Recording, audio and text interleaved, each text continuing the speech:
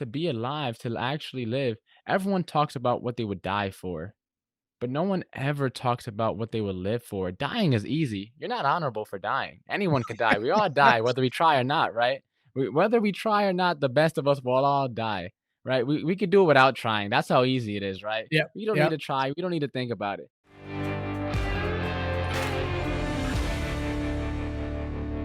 All right, welcome to the True Man Podcast. One of the things I've learned in life is that you are only as good as your mindset. And if you watch, read, and see garbage, you will become garbage. On the other hand, if you read good things, see good things, and surround yourself with great people, you can live a more fulfilling life, a life with purpose. So let's talk more about that today with guest John Mendez. Now, John is a serial entrepreneur, a realtor, a podcast host, and a social media expert. He could do me a world of good, I'm sure. Now, John is deeply passionate about helping other like minded individuals achieve a life of abundance. So let's talk more about that. John, welcome to the True Man Podcast. Mike, thank you so much for the opportunity. I'm excited to be here. And just based off our conversation before we hit the red button, press record, I'm already super excited. So I can already tell like we're going to have a great conversation. Now, we were talking before the podcast, and I got to tell you, regular listeners know that I don't hold a lot back. So I'm 53, and turns out John is 21. But I got to tell you, he's bringing the wisdom with him, and so in fact, John, you may have set, and I love this when we do this, a true man record today as the youngest guest I've had on the show. So there you go. One for the Starting off record breaking books. records. Yeah, starting off breaking records. A great way to start my day. I'm excited now. Times 10. I love it. I love it. We'll put that down in the true man world record book. So tell everybody now. You're a young guy, but I told you before we hopped on the podcast. I'm like, yeah, I could see. You talked about being wise for your age, and I flat out told you, I'm like, we haven't talked that long. I see it. So where does that come from? What is it in your young age where you've been able to achieve that? Was it the way you were brought up? Did you how do you come? How does that happen?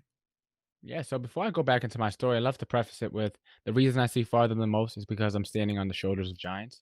It's not my wisdom that I magically created. I've It's been able dropping to be bombs right out of the surrounded. gate. Yeah, I've been able to be surrounded by a lot of really smart people. I've been very blessed and very fortunate. Now, come with me on a time machine as I travel back a little bit. I grew up in the projects. It was 9 of us in a two-bedroom. My mother suffered from mental health issues. So as a kid, it's very hard to grasp, very hard to understand. I just knew that she wasn't the mom that I wanted or needed her to be. And as a kid, that led to a lot of arguments. And me and my moms are still trying to fix that relationship. My Yeah. father was absent. And so my Dominican grandparents raised me. They immigrated from Dominican Republic and they still 30 years here in the US know maybe 4 words of English. So that was fun growing up. I had a typical Dominican household. But for me, not having any role models, it was an amazing opportunity because it allowed me to become a melting pot, similar like to the US, but of ideas and perspective. I never had one set person that I try to model my life after.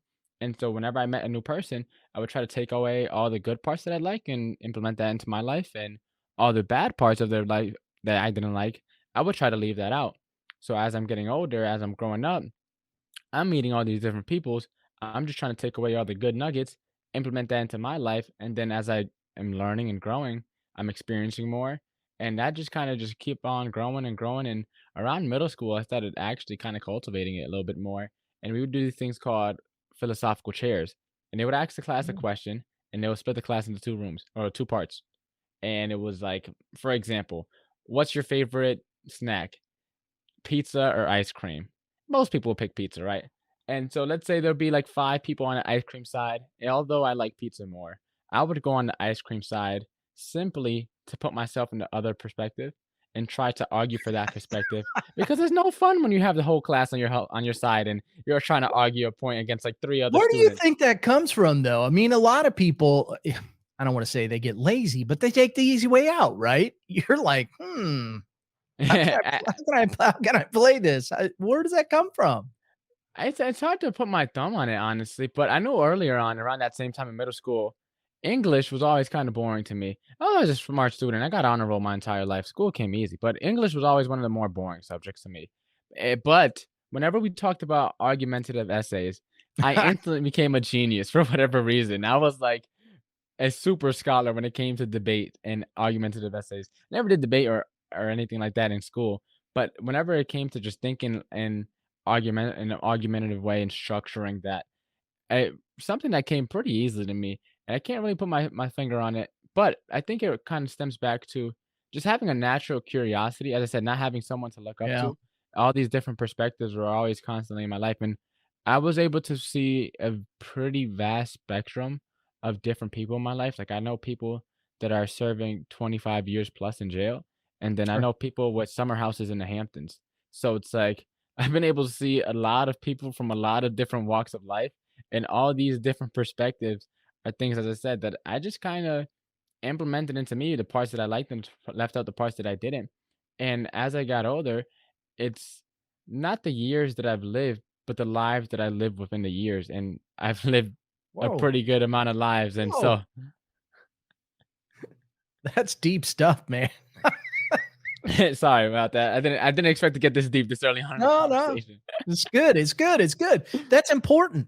That's important. I really do think that that's incredibly important, John, because a lot of people, um, they bury stuff. It seems to me it would have been really easy for you to bury stuff. I'm around a lot of men. There's a lot of conversation around fathering, either lack of, or father not being around, because a boy needs that adult male leadership in their life, and that can leave a scar. And a lot of guys walk away incredibly scarred by that. And it sounds like your mother had some challenges too. So the fact that you're this far along at 21 is an incredible compliment to your perseverance as a human being, and I applaud it. Thank you, man. It was definitely a lot of work, and one of the things that helped me out really is that I forget at what point in my life that I came to this decision, but earlier on, I realized that once you're of age to make conscious decisions, everything that you do in life that happens in your life falls back on you. So whether you're making conscious decisions at 7 or maybe you don't get that till 20, but as soon as you're operating consciously, there's no excuse or no finger to point at anyone else than the finger that you see point at when you look in the mirror. And so for me, it was like, well, I can be a product of my environment or a product of my decision. I just so decided to choose the latter. I think you I think you chose it. I think you chose wisely. So Yeah. let's talk about some of the things. One of the things I noticed in your profile, and I told you I'd screw this word up. So full disclosure, here comes the screw up. Talk about uh icky guy. Did I get it right? Yeah, you got it right. It You got it so right. so for those that went, "What did he just say?" Gesundheit. No, Ikigai spelled Ikigai. Is that correct? Correct. That's what it is. Talk about this. I checked it out and I'm like, this is interesting. We gotta go there." Yeah, no, it's a concept that I happened to stumble across late last year in 2022. And how I stumbled across it is I kind of told you in the pre-show call, but I'm also a licensed realtor. I started up at SMMA. I was doing my podcast, working at the restaurant. I thought that I'm young, I'm hungry. I could just conquer the world because I'm determined and I'll figure it out. But I was extremely naive to think any of that was possible. We only have so much bandwidth. We only have so Yeah. much time. And when trying to get into entrepreneurship or any new endeavor, and you have to be the sole person wearing all the hats, and now you do that for 2, 3, 4 and different endeavors at the same time wearing all the hats stack up pretty quickly. And so for me, Tell me about I it. was yeah, I wasn't making any progress at all, and I really just Yeah. started thinking there were a couple points last year in 2022, and I just looked at myself and it's like, "What am I doing? I'm not making any progress. The goals that I set weren't playing out the way I originally planned." And I was just at this point where it's like, yo, I'm stuck and I have all the traits to succeed and I'm not succeeding in anything. In fact, I was actually going backwards in a lot of the things I was doing. And so for me, I read this book called The Purpose Factor, which kind of got me on this path of, again, doing more reflection, doing more looking within, soul searching, and then I stumbled across Ikigai, and the concept is pretty much it comes from the Japanese culture, and it stands for your reason for being. And the people where this concept originates from, they have one of the longest life expectancies because they're living a fulfilled life. And in one sentence to kind of describe it, it's pretty much the intersection of what you love to do mixed with what the world needs, mixed with what you can be rewarded for and what you're good at. That is essentially Ikigai in a nutshell. I listen, I love it. When I was looking it up, Icky, IKI, means the meaning of it is alive or life. And immediately I resonated with this because um a lot of people live. Not everybody's alive, right? Not everybody's alive. As you get older, you will see this. And so do you dive into that a little bit where that whole meaning of alive and life and how that works and with Ikigai? Yeah, so I heard this in a battle rap freestyle a while ago, and it's right now I'm not living, I'm just breathing, right? A lot of people are just Ooh, breathing right now. They're on yeah. that conveyor belt of life, the conveyor belt of growing up, going to school, getting that 9 to 5, eventually retiring, and then kicking the bucket or falling off the conveyor belt, whatever you want to call it. That is the traditional way of life. Yep. That is the life that where your subconscious dominates the 95% of things that you do, and you never ever wake up to realize anything. And a life is a lot of people there's 2 big buckets of people. There's people that are still ignorant of the fact that they're asleep, and then there's people that know that they're asleep, but would rather choose to be asleep because they don't wanna face the responsibility that comes with being alive, right? Because you can be willfully Are you blind. sure Yeah, you're 21? I mean, I'm not too sure seriously. anymore, man. I'm not too sure at this point. Oh my goodness. That is I'll tell you what, you're spot on. You're spot on. Yeah, and so, it's one of those things where it's like a lot of people are willfully blind and they don't want to realize that they're not actually living. They're just treading along and treading along. And as you mentioned, to be alive, to actually live, everyone talks about what they would die for, but no one ever talks about what they would live for. Dying is easy. You're not honorable for dying. Anyone could die. We all die, whether we try or not, right? Whether we try or not, the best of us will all die, right? We could do it without trying. That's how easy it is, right? Yep, We don't need yep. to try. We don't need to think about it. Most people don't have something to live for. And so it's like that concept, icky, that being alive, that living, finding something worth living for. It's kind of the whole purpose of going through that little process of finding your ikigai. It's what do you have that's worth living, that fulfills you, that brings you joy, not happiness. Happiness is like the equivalent of eating a cake. It's good for the moment, but you're still hungry, right? It tastes good for the couple seconds It's that you're true. eating it, but it's So not then you have more cake. satiating. You just have more cake. Exactly. Yeah. More cake, and then that's never a good thing, right? No, So no, you it need something blows that up on me. fulfills you. Yeah, no, I totally agree. So let's talk about that a little bit. So purpose is really what we're talking about. And if you don't have purpose and meaning in your life, and I love the way you said this, you're asleep. You're asleep. You're just, you know, going through the motions of life. So how do you find that purpose? How have you found that purpose by going through this process of ikigai? I wouldn't say it's finding, it's more so uncovering. And Ah, very good. Yes. a lot of the times it's peeling back the onion to realize who you were when you were a kid before the indoctrination, before the trauma, before the issues maybe with your parents or your family or your schooling or whatever it was that affected you in your life before you became an adult, quote unquote, right? Before you turn Right. into a boring old adult. Who are you? Who were you? What did you love to do? What were those things that brought you excitement, that brought you joy, that brought you happiness? And when you were younger, a lot of the times is the big difference between entrepreneurs and kids is that entrepreneurs know how to run business. That's the only difference, really. Because your kid, they're extremely creative, they're visionaries, they're thinking big. You can't tell them anything; they can imagine whatever. And kind of like a lot of these big time entrepreneurs, it's like the things that they come up with and imagine. It's like, how on earth did you think of that?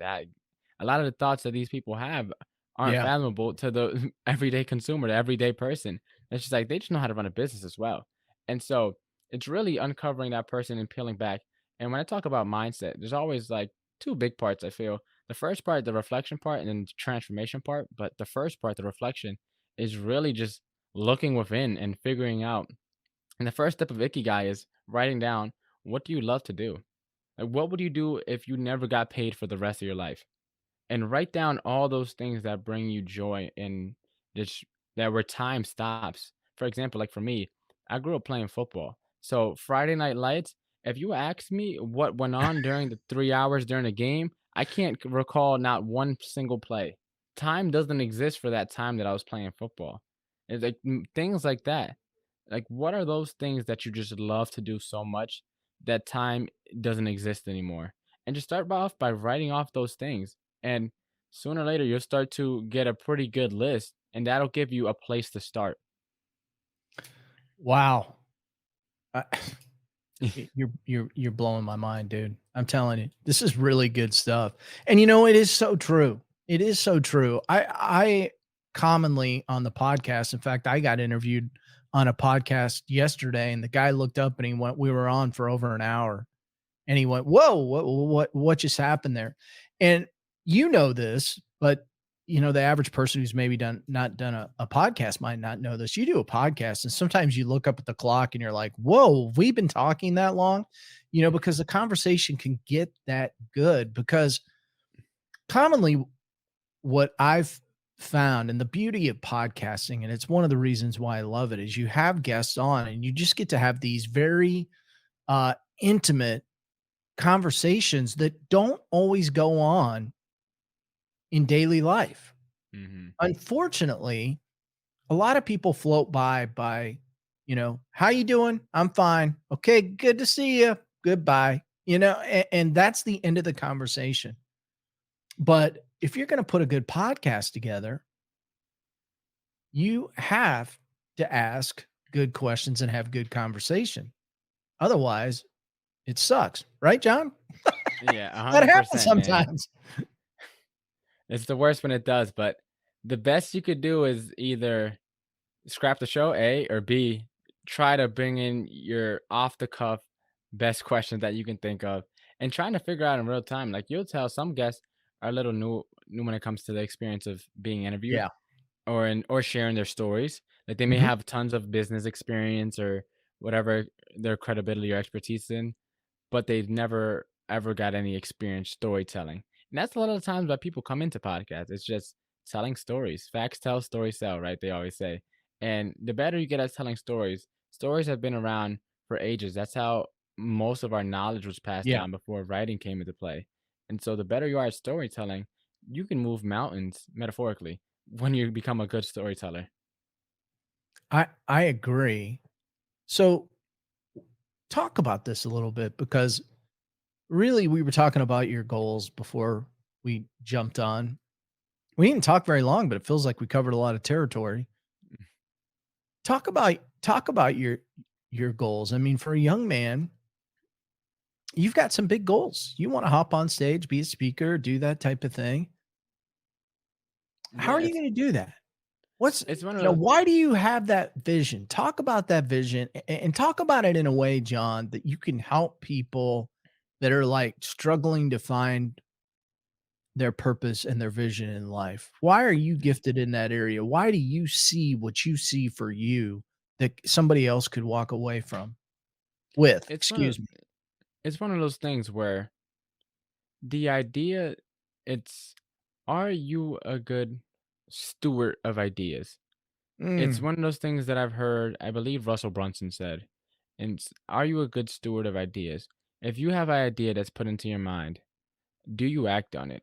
Are you someone that takes action? It doesn't matter if you succeed or fail. It yeah. just matters if you take action.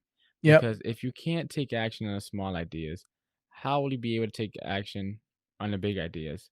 And then a lot of people say, I never got anything good. And then they next thing you know, they have an idea, they don't act on it, and fast forward a couple months, maybe a couple years, and then that idea that they thought of years ago ends up becoming a mainstream thing, and now they missed out on a giant opportunity that they originally thought of. Because these ideas aren't ours. it's not our ideas, right? This collective kind of. And if you don't act on it, well, don't get mad when someone else gets that idea and does, right? So Right, so take right. to step 2 and step 3 of the Ikigai process, it's thinking about what are all the things you feel compelled to do. So, like for me, I knew personal finance, entrepreneurship, all that stuff. Once I read Rich Dad Poor Dad, then my epiphany happened during the pandemic. As I said, I was always good in school, but I was never into trying to make money or business or anything like that or starting my own business. I was playing sports, I was busy. And so for me, during the pandemic, it gave me a lot of free time. And so when I read Rich Dad Poor Dad, I realized like, whoa, there's another way of viewing the world out there that wasn't being taught in school, wasn't being taught in my environment, and wasn't being taught at home. I gotta learn more about this, man. So I Yeah, started jumping down the rabbit hole of personal finance, how to build my credit cards and my credit, how to get a different bank account, how to invest in index funds. I started reading all these books, Think and Grow Rich, Richest Man in Babylon, all these there different you personal go. finance books and mindset books. And then I came back spring semester, my sophomore year. Mind you, I'm still during the pandemic. I went to college to get that experience of living on my own and to network. I can't do either of those because I'm taking classes from my bedroom and Yeah, everyone's logging on at 8 yeah, a.m., turning off their Zoom camera and then going back to bed just so they can get credit for showing up, right? And yeah. so for me, I'm going through that and now it's like I seen the light. And I mentioned being willfully blind earlier. I wasn't going to act as if I didn't see the light. So with the whole world being uncertain, I decided to bet on myself. And the idea for the podcast, the reason why I'm so passionate and so intentional about growing that is because if I could just share what I learned to the people that are kind of like me, that have this kind of bug in them, but they don't know what to do with because it was never cultivated, it was never talked about, it was never shared, it was never had any role models that were business people or entrepreneurial minded. Yeah. Like growing up inner city, you see a ton of people that don't want to take the traditional route, and they're just force fed more traditional route stuff. And so for me, it's like there's another world out there. If you want to dive in, it's a lot of work, it's a lot of responsibility, but hey, I'm about to dive. I'm diving in already, and I'm about to set sail. I'm still see the difference between me and a lot of people. I'm still loading up the ship. I haven't set sail yet. I'm still loading up the ship. A lot of people wait until they're all the way in sea. It's like, Yep. hey, buy my course, buy my master class, buy my book that's coming out. And it's like for me, it's like I with the target audience I'm trying to reach, I resonate a lot more because I'm still in the beginning stages. And so I felt compelled. That's step 2 of the Ikigai process, right? I felt compelled to talk about financial literacy, to talk about mindset, thinking abundantly, because I grew up scarce, very scarce. And so that's what I felt compelled to do. That's what I felt the world was calling me to. And I could have talked about a bunch of things. But just because you could help someone at math doesn't mean you're called to do it, right? I'm good at math. It's not my calling. That's not my purpose. Right? Right. I don't feel compelled to help people in math. I'm good at it. Yeah, I could help if someone were to ask, but I felt called to help with this financial literacy stuff because that's what I was missing. And so it's just filling the gap that I was missing in other people. And then step 3, it's what can you be rewarded for, right?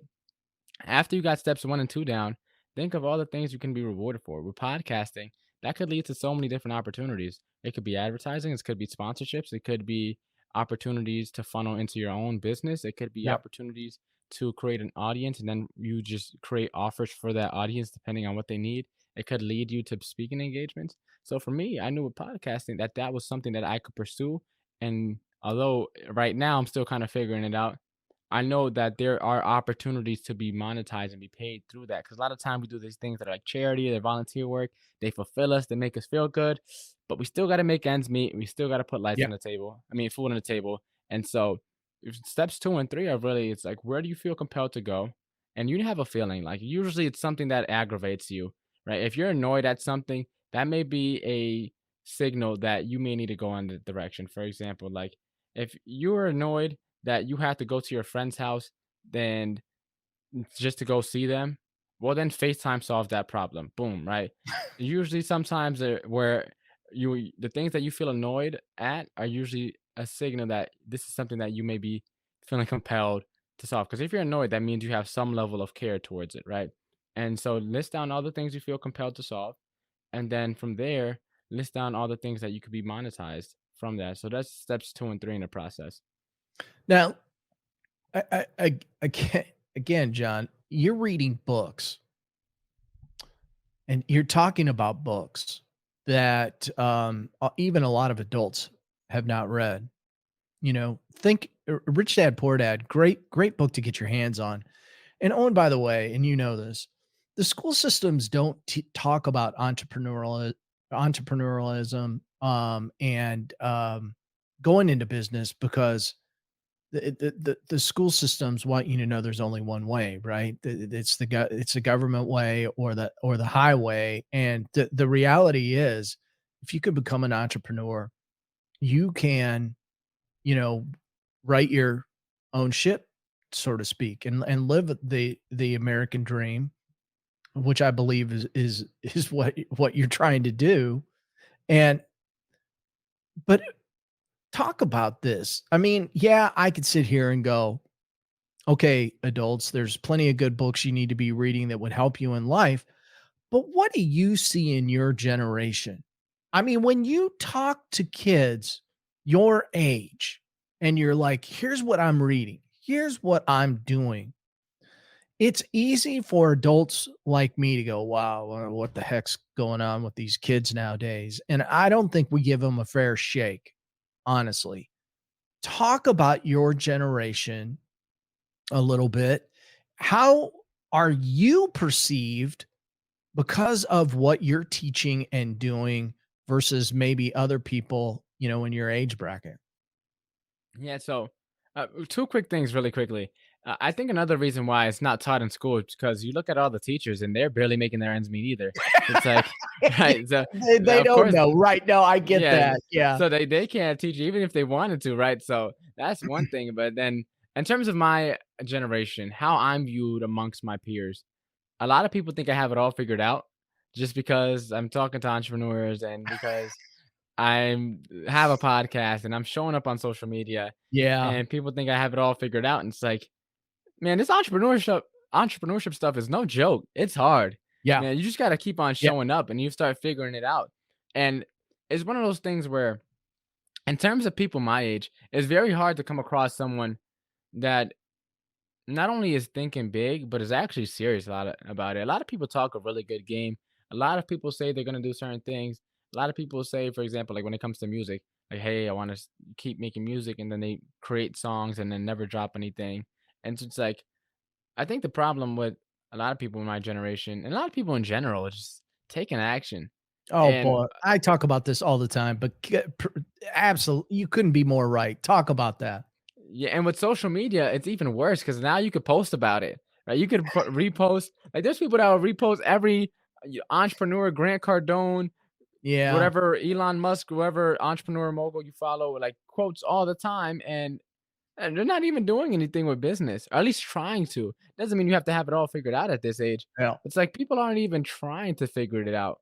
And it's one thing that has been plaguing us for like these years is usually not years that people are thinking about long term, but we're not meant to think in terms of long term compounding. We think very linearly as people. So Yeah. trying to it's trying to put the chocolate around a carrot so that people are attracted enough to pay attention, but then they bite into it and it's actually something that's healthy that they need. And that's the best way that I could reach people my age. And that's why I like podcasting because it's like I'm not trying to force feed this down anyone's throat. I'm just putting it on display Yeah. for anyone that is interested. And it's like get back to the adage of like there's no dumb question. If someone is if you have a question, there's probably someone else that had that same question. It's kind of the same 100%. thing. Like I'm starting this journey and there's probably someone else that wants to start this journey but doesn't really know who to ask or who to follow, who to look up to. It's like I'm not going to tell you here's what you should and shouldn't do. I'm this is hey, here's what I'm doing step by step as I'm literally going up the steps. Wanna come with. That's my approach to it. Well, listen, that's the right approach. And, it's funny that you would say it that way because I commonly tell people, listen, I'm not a minister. I'm not a social worker. I'm not a therapist. I'm a regular guy trying to figure out how to maneuver around in a regular guy world. And, that works a lot better when you surround yourself with other people and build out community. So if you want to be a good entrepreneur, you surround yourself with other entrepreneurs and successful people that can help you get there faster. It's an easy formula, but the average person goes, "Well, I'm going to do this all on my own." And it's completely not necessary. There's a lot of help out there for people, and I think that sometimes some of us older folks that we throw this stigma down on younger people, like, well, you're lazy, and the reality is there's a lot of parents out there, probably me included, okay, that have i- i- found ways to raise children that were, easier, right? Here's an iPad, let it babysit, baby. And I'm not condoning it. I'm not saying it was the right way. We were talking last night. I was on a podcast last night and I said, I grew up at a very early age mowing lawn and doing stuff like that. And my son's 20s never touched a lawnmower, and now part of that is I don't do my own lawn, but I mean, um, there's a lot of things. I feel like there's a stigma around your generation, and you're blowing that stigma way out of the water. And so how can there's probably guys out there right now listening to this going, "Wow, man, I wish John was my son. That's incredible." What would you say to these guys? What would you say to these guys that they may be able to go back to their, teenagers or their young sons or daughters, and what can they do or say to help them get to where you're at, so to speak? Yeah, it's one of those things where, and I was talking to this on another podcast, and a lot of people my age are really taking a lot of time, especially with social media out, Yeah. to look at everyone else's cards that they're dealt. To look at, the old adage of How do like, you oh, it's feel so, about that, right or wrong? it's something where it's like, if you spend more time looking at someone else's cards and playing your hand, you might as well just not play the game. There you go.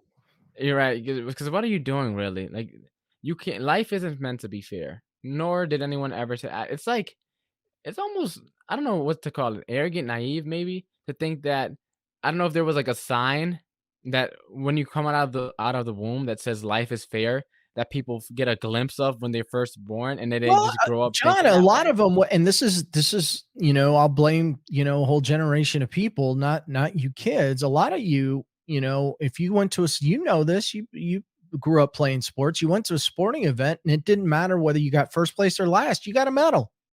Yeah, And what are we teaching people when that happens? That you can, and I don't want to say that if you get last place, you failed. That's not what I'm saying, because you can learn from losing.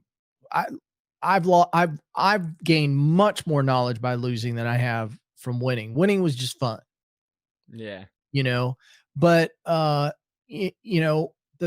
challenge, I think, is that a lot of children have been raised with this participation trophy, and you're not going to get by in life just participating, right? That means to your analogy again, you're going to go through life asleep, yeah, and there's life is so much more fulfilling, and this is why I locked into this whole icky guy thing right off the bat, because I love that word alive. And I mean, because anybody can go through life, but man, when you're alive in life, now you've arrived, and that takes work.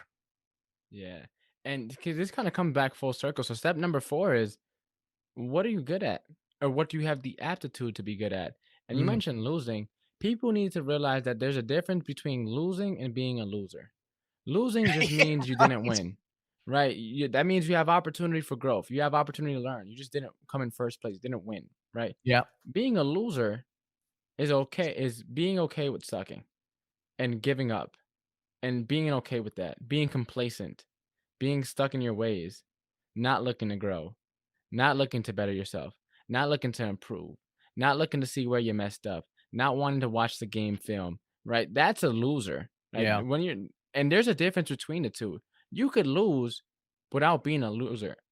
Whether I think personally LeBron is the GOAT when it comes to basketball, whether you're a LeBron fan or you're a Jordan fan, I love basketball. It's one of my favorite sports. And so MJ's the both of those GOAT. guys, It's a that's generational a thing. a off podcast conversation that we have to get into. But both guys lost, right? No one Yeah. thinks of either of the two as losers. Both guys have lost. Both guys have fell short. Both guys have also achieved things that the majority of humans will never ever accomplish ever. So it's like, are they losers because they lost? Well, no, they've probably have more accomplishments than the next billion or 2 billion people that are going to be born into this planet, right? Yeah. Those are one of a generation people. And so it's Yep. like they're not losers, they just lost. And there's a difference between the two. And so if you're not good at something now, what do you have the aptitude to be good at? Is it basketball? And maybe, maybe not. Is it speaking? Is it coaching? Whatever it may be, but a lot of the times they say that the fish is always the last one to realize it's in water, right? And some of the times the skills that we have, like for example, for me, I didn't think I had a social media marketing skill. I just grew up with it. It wasn't until someone older than me was like, Yeah. "Hey, John, I don't understand none of this." All right, that's when I realized, like, oh, this is a skill. And some of the things that come second nature to us that we don't find valuable because all of our peers have those things. Like all of my friends are also understand social media, we just grew up with it. But then when someone outside of the water tells you, "Hey, no, that's actually a skill," you may have something in there that now you can cultivate and grow into something. So that's the 4 steps coming full circle. It's really what do you love to do? Then what do you feel compelled to solve? Then what can you be rewarded for? And then what do you have the aptitude to be good at? What strengths do you have that could be cultivated into something bigger? And that's kind of like the ikigai thing full circle. There you go. Something you never thought you'd get on the True Man podcast. An ikigai lesson, and each and every one of you should be able to understand your purpose at this point. Um, I love it. I love it. John, I'm so appreciative that we had an opportunity to talk today. So as we wrap this thing up, tell everybody how can they get a hold of your wise soul? How do people find you? How do people find your podcast? That type of thing. Yeah, well, first of all, I genuinely appreciate this conversation. You have a great podcast going. You have asked great questions, so I appreciate just sharing the stage with you and being able to have this conversation with you. You're so Uh, welcome.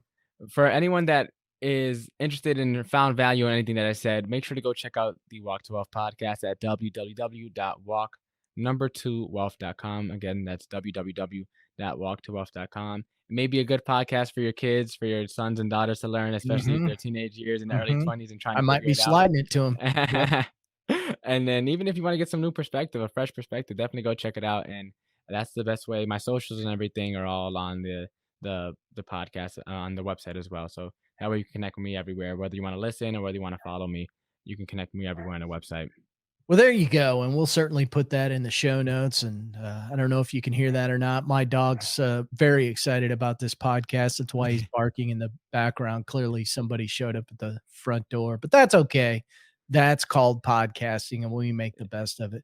John, I really enjoyed having you on the podcast and gaining your perspective, and, man, I wish you well, and we'll put all your information in the show notes, and please connect with John. I think he's a pretty incredible guy for 21. Yeah, go back and listen to this again, and you'll find out he dropped a lot of nuggets today. So, John, thanks a lot.